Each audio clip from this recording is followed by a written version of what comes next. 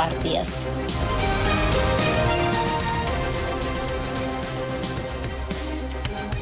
წარმოგიდგენთ ჩემი სტუდიის სტუმრებს, ოპოზიციური სპექტრი სტუმრობს დღეს კახა კუკავა, თავისუფალი საქართველო, გიგლა ბარამიძე, ნინო ბურჯანიძე, დემოკრატიული მოძრაობა, ლევან სამუშია, თავისუფალი დემოკრატები, ასევე ვახტანგ მეგრელიშვილი გირჩი. სამშვიდობო ბატონებო, დიდი მადლობა რომ გვეწვიეთ.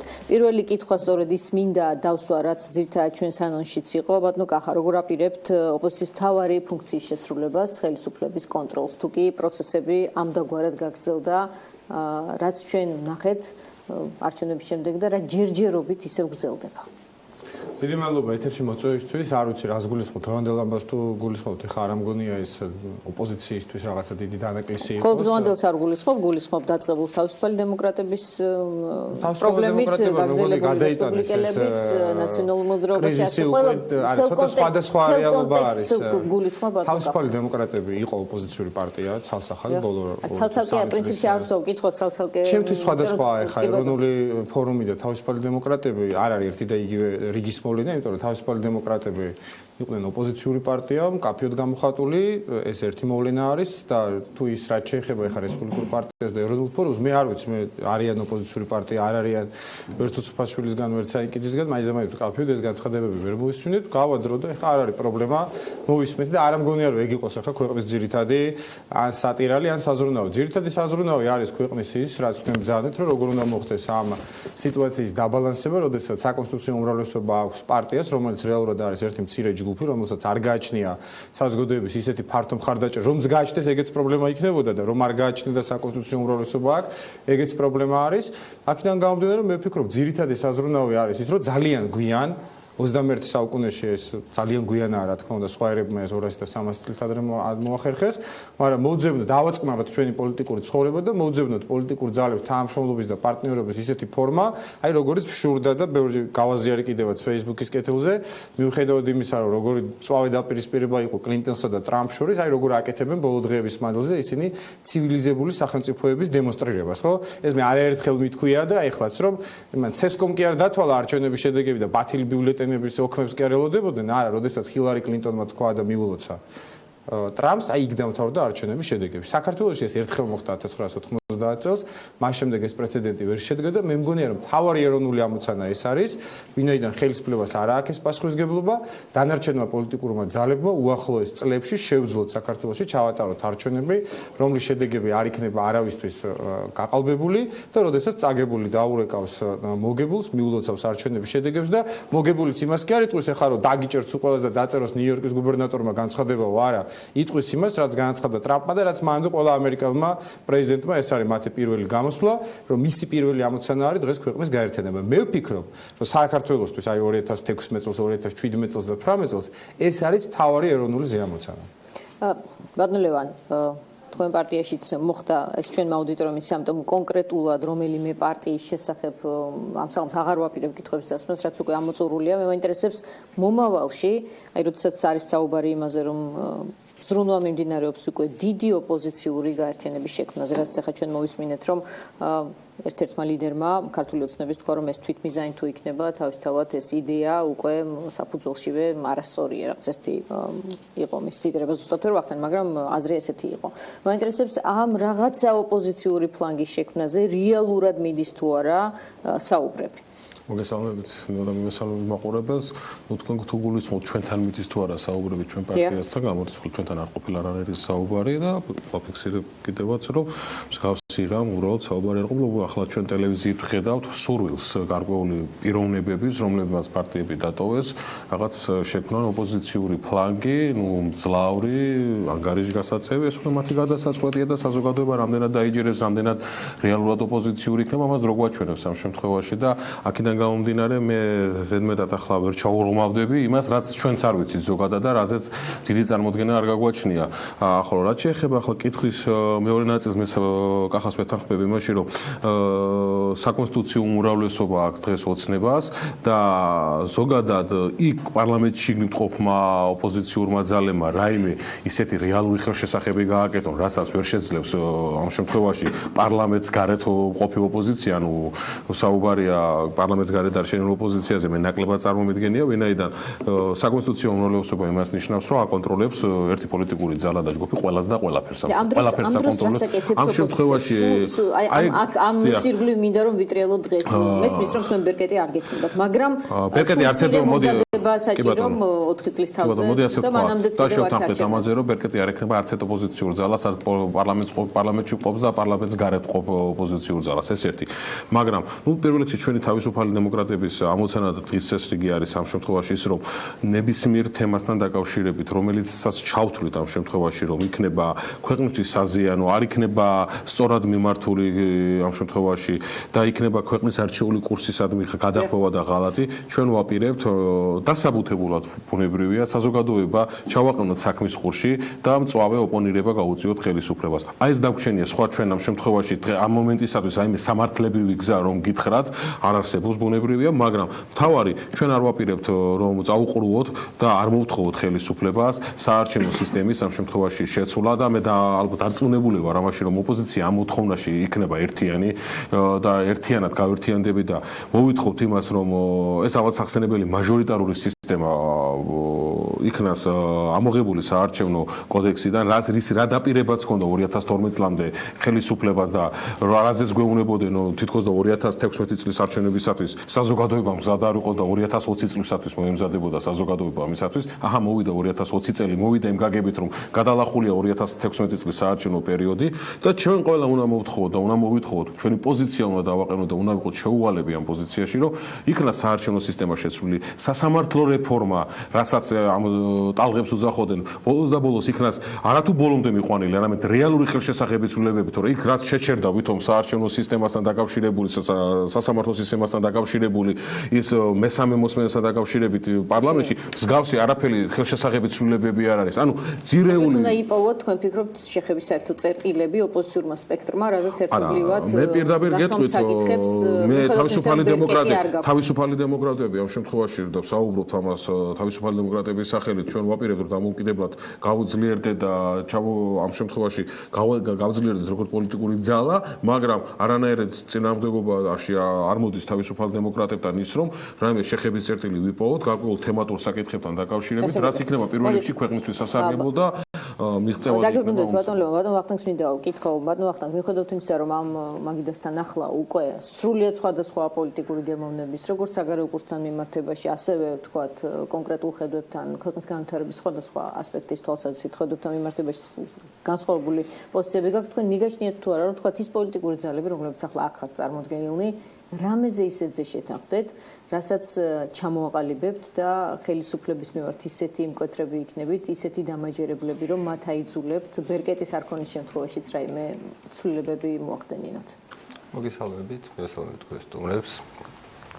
რეალურად გონია რომ ანუ ორად უნდა გავყოთ რა სიტუაცია. ანუ როგორც უკვე აღინიშნა ხელისუფლებას აქვს სკოლა ბერკეტი, მას არ ჭირდება არავისთან არც თანამშრომლობა, არც ანგარიშის გაწევა. მას საკანონმდებლო თუ აღმასრულებელი კუთხით შეუძლია ყველაფრის გაკეთება ფაქტიურად კონსტიტუციის სრულად ახალი კონსტიტუციის მიღება, ახალი ქვეყნის დაფუძნება ფაქტიურად, ხო? ანუ მაგრამ მე არ ვფიქრობ, რომ ჩვენ არა გვაქვს ამ შემთხვევაში როლი და ჩვენი როლი სინამდვილეში არის ის პრობლემა, რომელმაც ზუსტადაც მიგიყვანა დღევანდელი ქართული ოცნების საკონსტიტუციო უმრავლესობამდე.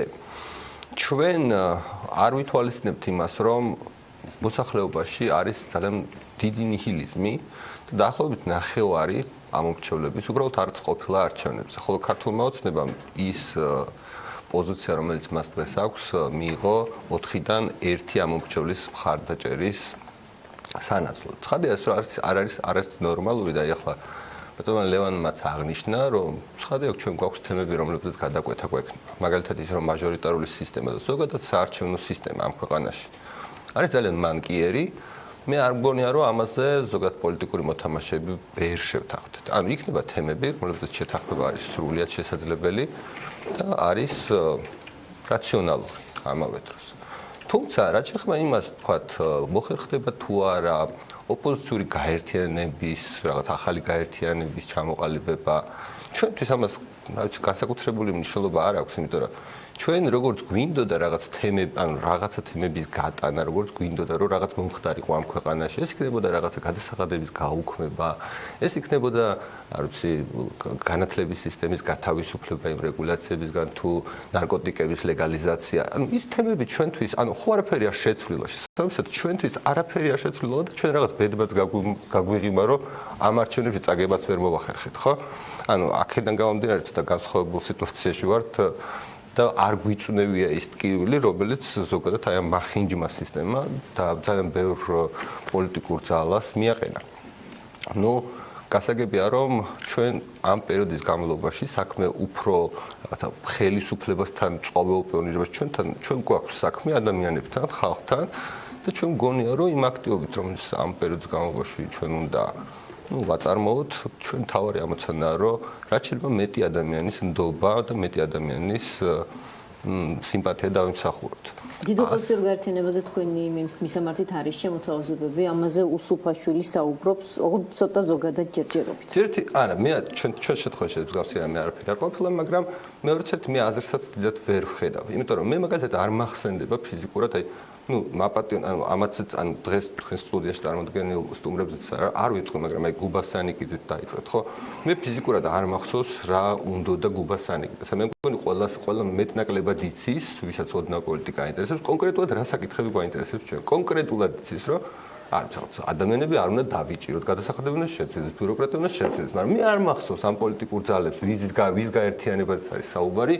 რამე ასეთი კონკრეტული ზდომებოდათ. ხო, შორის ამ სტუდიაში ბოლო პერიოდში გუბასანიკიძე უჩიოდა ჯერ კიდევ პარლამენტში ყოფნის დროს იმას, რომ საქართველოს ხელისუფლებას არ ჰქონდა უსაფრთხოების თავისი კონკრეტული გეგმა და ამ თემაზე იყო ის კრიტიკული. ხო, მაგრამ მე კონკრეტული უბრალოდ არ მახსოვს. კრიტიკული ხელისუფლების მიმართ ნებისმიერ შემთხვევაში ნებისმიერი ოპოზიცია შეიძლება იყოს. მაგრამ მას უნდა ქონდეს საკუთარი ხედვა და ეს ხედვა უნდა იყოს მეტნაკლებად ჩვეულებრივი რიგითი ადამიანისთვის გასაგები. და მე რასაც ვიძახი იმას, რომ ჩვენ რაც ქონდა იგივე პოზიციებზე ვრჩებით და როდესაც ეს პოზიციები, როდესაც ეს მოთხოვნები თუ ეს სურვილები იქნება დაკმაყოფილებული, ჩვენს ადგილს ამ პოლიტიკაში უბრალოდ ვერ ვხედავთ, ხო? მსგავსი რამე არ მომხდარა. შესაბამისად, თუ ვინმე იგივე პრინციპებს გაიზარებს, ჩვენ აბსოლუტურად ყველასთან ვართ თანამშრომლობისთვის ღია, მათ შორის რაღაც გახსოვთ ხელისუფლებასთანაც ვიძახდით, ნებისმიერ ოპოზიციურ ძალასთან თანამშრომლობას. თუმცა ამ ეტაპზე ეს ხელოვნურად მიგაჩნიათ. არა, მე უბრალოდ არ ვიცი ამის შესახებ. არ ვიცი და არც მაინტერესებს დიდად ეს საკითხი. როგორც წესი ეს რაღაცები ხდება ხოლმე არჩევნების წინ. და არჩევნების შემდეგ. ხო, ეს ტექნიკის საკითხია. აი, ბატონ გიგლას მინდა ვკითხოთ. ბატონ გიგლა, თქვენ რამდენად რეალისტურად მიგაჩნიათ? სხვა შორის თქვენი ლიდერი ნინო ბურჯანიძე გამოვიდა უკვე ამ ინიციატივით, მიმართვაც ჰქონდა მას. მე მაინტერესებს ეს რეალიზმის ფარგლებშია თუ არა. შეხების წერტილები მაგალითად ამ სტუდიაში მყოფ პოლიტიკოსებთან და მათ პოლიტიკურ ძალებთან რა შეიძლება გქონდეთ? მოგესალმებით საღამომშვიდობისა, ჩემს კოლეგებს მივესალმები. უპირველეს ყოვლისა მე კიდევ ერთხელ მინდა გავუსვა ხაზი ერთ გასაოცარ ფაქტს, რომ დღევანდელი დღე წინავლება სრულდება და ხელისუფლებისგან ჩვენ ერთი სწორი პასუხი, მაღალპროფესიული დონის პასუხი ვერ მივიღეთ, რა სჭირს ლარს. უმძიმეს მდგომარეობაშია საზოგადოება და ხალხი და უამრავი შეკითხვებია და ერთმანეთს ემალებიან ეკონომიკური ბლოკის წარმომადგენლები. ეს არის ძალიან ცუდი. და როდესაც ვიღაცას არ მოსწონს, რომ შესაძლებელია ოპოზიცია გაერთიანდეს, ან რატომ არის ოპოზიციაში კრიჭაში ჩადგმული, არ არის ესე ბატონებო, ჩვენ უბრალოდ გვაინტერესებს რეალობა და მხოლოდ და მხოლოდ მოვითხოვთ თქვენგან, ადამიანებისგან და ჯგუფისგან, რომელთაც გაქვთ ყველანაირი ბერკეტი ხელისუფლებაში მოსულთ, გააგებინოთ მოსახლეობას და ჩვენს რას აპირებთ ლართან დაკავშირებით ეს ზოგადად. ეხლა რაც შეეხება გაერთიანებას, დიახ ჩვენ ჯერ კიდევ 8-9 ოქტომბერს როდესაც ჯერ არ იყო პირველი ტური იყო მხოლოდ დასრულებული, ჩვენ მაშინ თქვით, გარკვეული ინიციატივა იყო ჩვენი პოლიტიკური ძალის, რომ აუცილებელია თუნდაც განსხვავებული მსოფლმხედველობის, თუნდაც განსხვავებული ადამიანური დამოკიდებულების, თუნდაც განსხვავებული ხედვების პოლიტიკური ძალები გაერთიანდნენ მთელი რიგი საკითხების წინაშე და უპირველეს ყოვლისა ეს არის საარჩევნო სისტემის რეალური ფუნდამენტური ცვლილება, რომლის შესახებაც ჩვენ ყველანი სათითაოდ ან ცალ-ცალკეანი ერთად 8 წლის 4 წლის მანძილზე მოვითხოვდით, არ გაკეთდა ეს და მივიღეთ ის,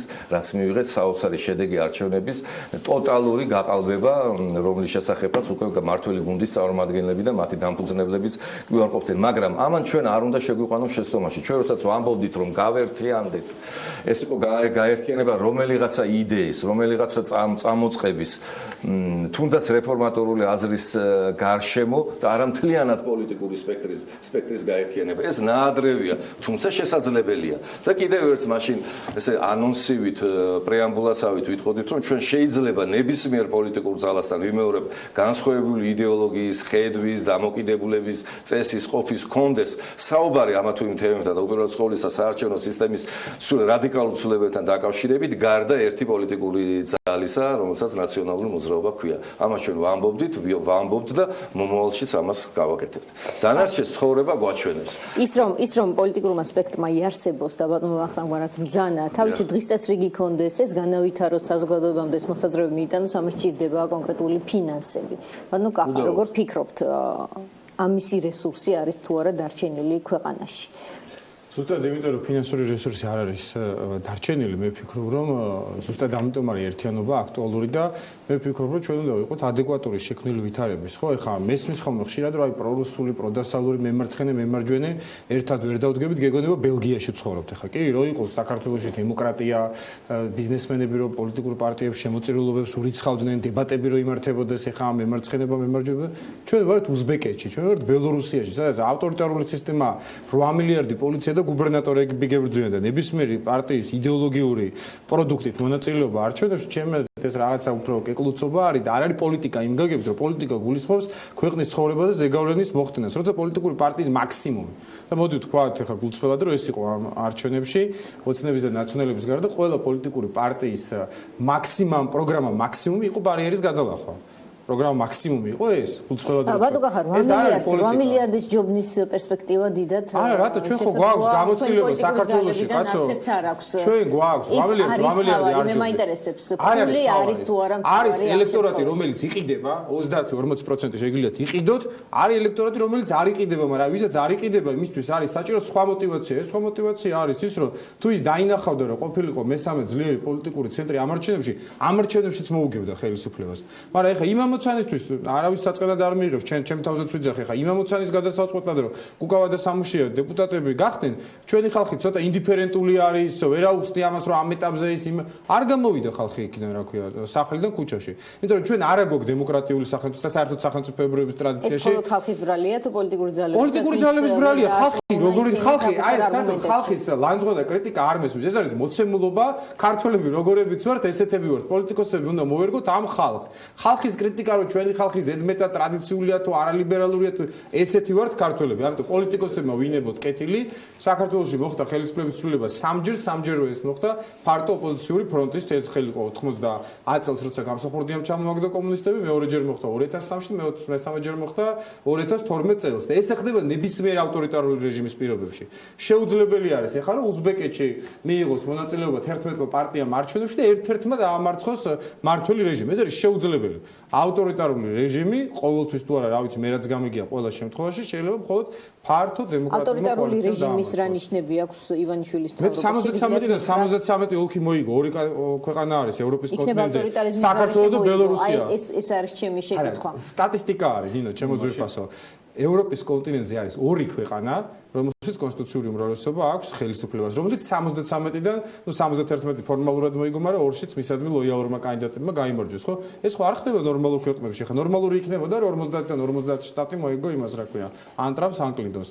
ხო, შეგვიძლია დღეს Google-ში და Wikipediaში ყველაფერი შეგიძლიათ ნახოთ, ნორმალურ ქვეყნებში არის, რომ ერთ რეგიონს და ერთ ქალაქს რომ ერთი პარტია იგებს, მეორე ქალაქს და მეორე რეგიონს მეორე პარტია იგებს. რეპლიკა არა, ისე გავაგზელებ ამას, რომ არის ბერკეტები, ხომ, გარკვეული, არის ფულადი სახსრები, რომელიც აქვს ერთ ადამიანს და რა თქმა უნდა არ დათმობს, მაგრამ ეხლა დავიდე ესე გავჩერდე და ვიძახოთ, ვაიმე, ჩვენ არა ვართ მილიარდელები და შედეგს ვერ მივიღებთ, ეს არ არის სწორი. ამის ბერკეტი არის რეალური საარჩევნო სისტემის ჩამოყალიბება, რომელიც გამორიცხავს გაბერილ სიებს, 590 მილიონით გაბერილი იყო სიები, რომელიც გამორიცხავს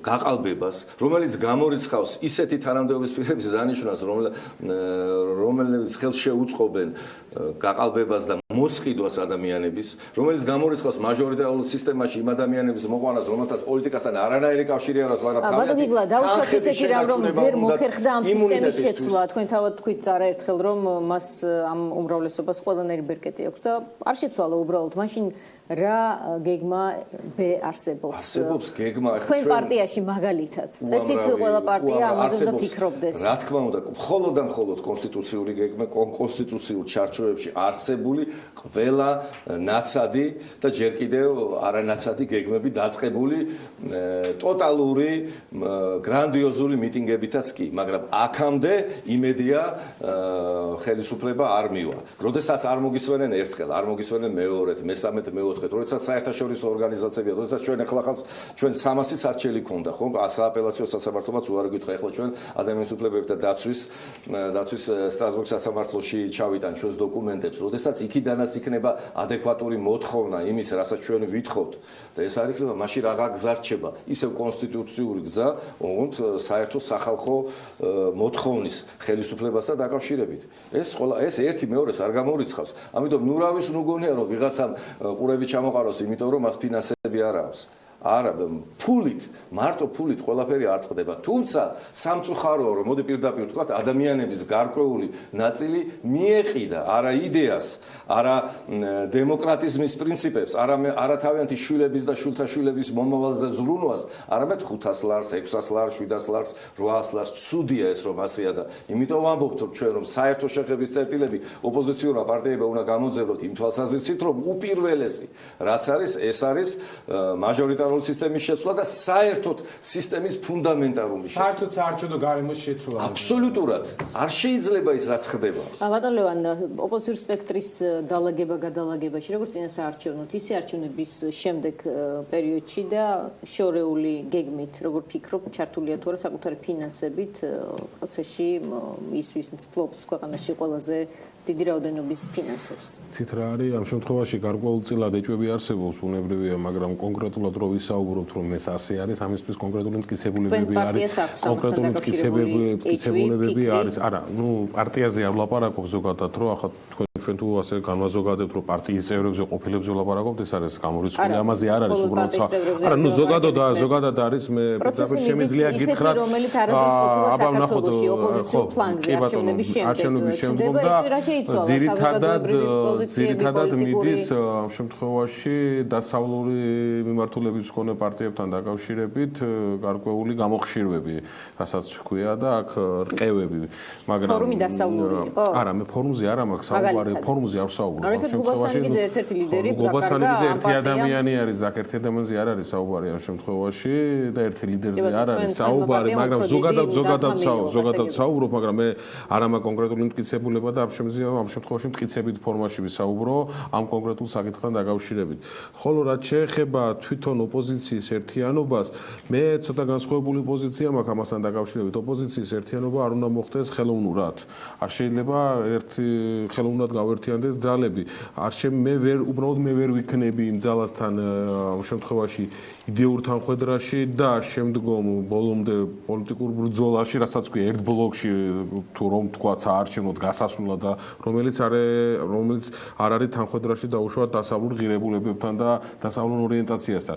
მაგრამ თუ საუბრობთ იმასთან დაკავშირებით და ბატონ კახას ვეთანხმები, რომ ერთობლივი ამ შემთხვევაში ძალებით მოხდა ხელისუფლებების ცვალებადობა, მაგრამ იმ ერთობლივი ძალებით ხელისუფლების ცვალებადობა შუა თუ არა ისევე ავტოკრატიული რეჟიმები ამ შემთხვევაში. ანუ რა მივიღეთ შედეგად? ამის ანალიზიც არის არასაჭირო. მოვიდა რა ქვია შევარდნაძე, იყო ავტოკრატიული რეჟიმი, იყო სააკაშვილი და ავტოკრატიულზე მეტიც იყო, მე თუ მკითხავთ. არის დღეს ქართული ოცნება და თუ რასთან გვაქვს კონკრეტულად საქმე, ამ შემთხვევაში ყველა კარგად ხედავ.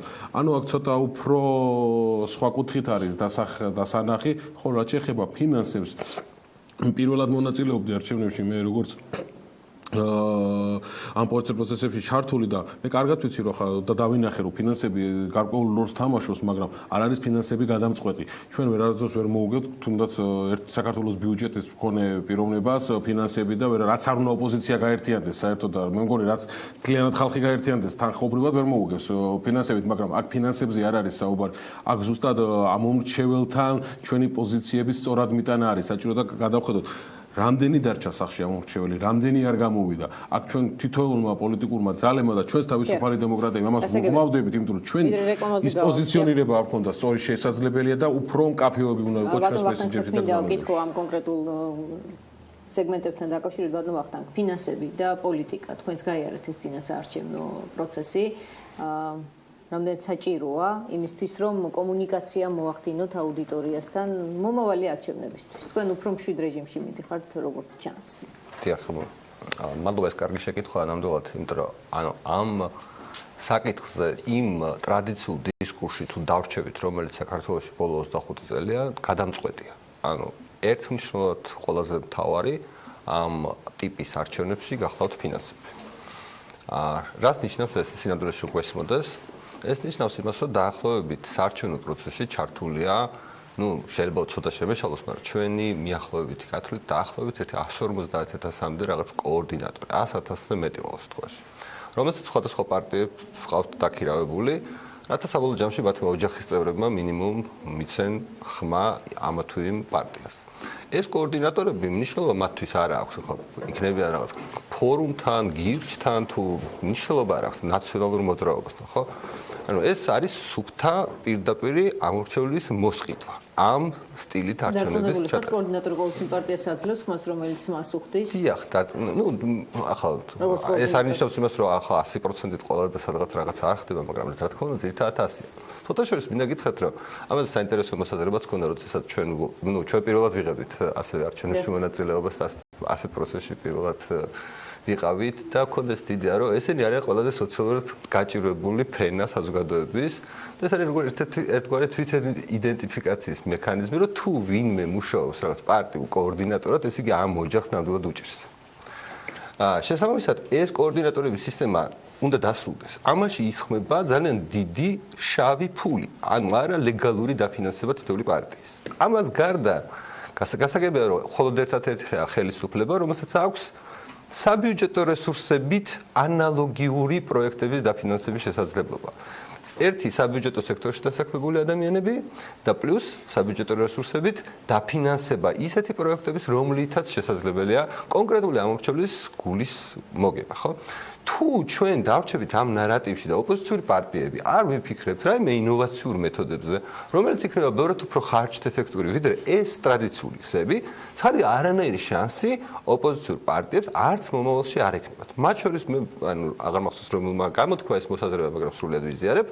რა იზულებს ხელისუფლებას, რომ თუნდაც შეცვალოს დღევანდელი საარჩევნო კანონმდებლობა და რატომღაც რაღაც განსხვავებული კანონმდებლობა შემოიტანოს, თუ ასევე ჩვენ ამ მიმართულებით არ მოვახერხებთ საზოგადოებრივი აზრის ცვლილებას და მობილიზებას, ხო?